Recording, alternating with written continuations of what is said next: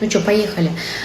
Keyingi patsientkam krioperinoz bo'ladi. Dekabr oyida 13-dekabrda transvaginalniy punksiya bo'lgan. Напоминаю, bu patsientkam o'zbek. Menda o'zbek patsient redko bo'ladi. Bu yerda местный в основном hammasi russkoязычный qizlar.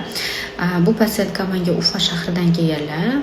Bularda birlamchi buyuqlik, 4 yillik, мужской фактор, ДНК ферментация 42%.